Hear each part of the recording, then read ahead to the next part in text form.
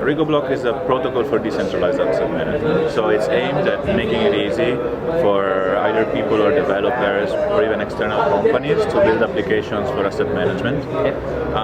We've designed the protocol with applications in mind, and the first application, which is the most obvious, is software that works like investment funds operate in the legacy traditional world.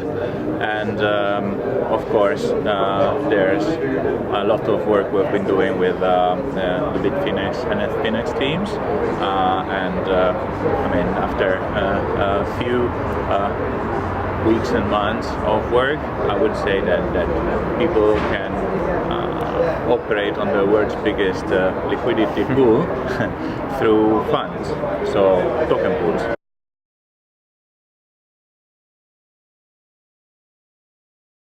The project started in February 2016 initially as a side project. So basically just a little bit after Ethereum Genesis, there was the first coding of the very first smart contracts, and then basically from summer 2016 then on, the project took over as a full-time project, and basically we've been live on testnets forever. We've been since May last year. We had an alpha, then we've run a beta since February, March this year, and we've moved to actually the mainnet now, privately, token holders only.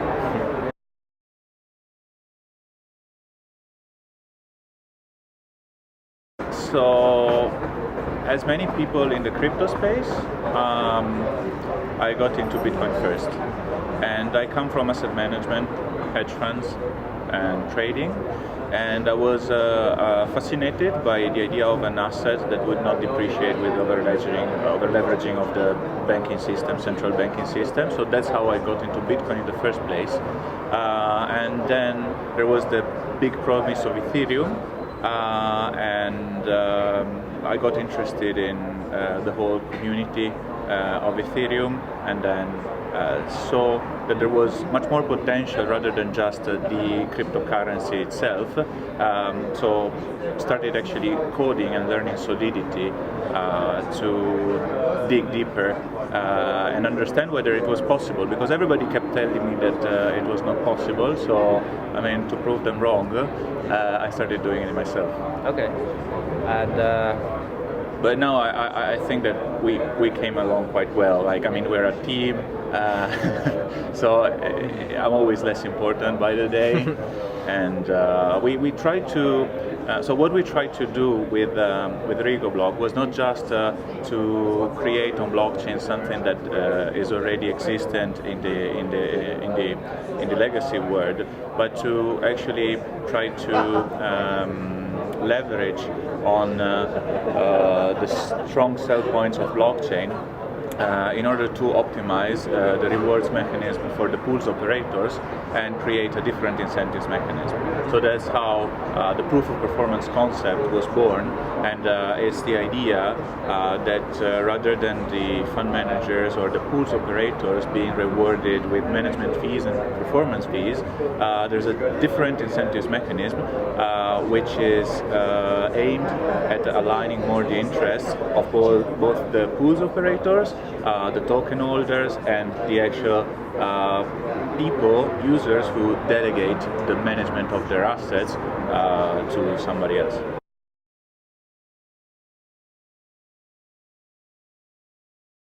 Are you optimistic? You did it? We did it.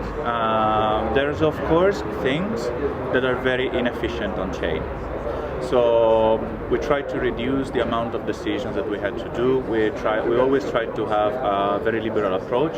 Our protocol is designed with applications in mind, so developers are encouraged to come.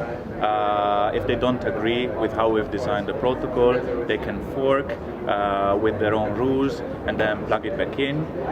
So that's something that they can do, and basically then the operators of such applications can also be incentivized through the same proof of performance mechanism. So it's a common incentives mechanism for many different applications. So we've designed just two, and that's what we want to design. One is what we call Dragos, operates like investment funds, and one is what we call vaults. They operate like custodians. Anybody can either create a custodian or use a custodian or create an application, a front end or anything. And the rest of the applications, we don't want to do it ourselves. We want to actually incentivize developers and external companies to come and build on top of the protocol.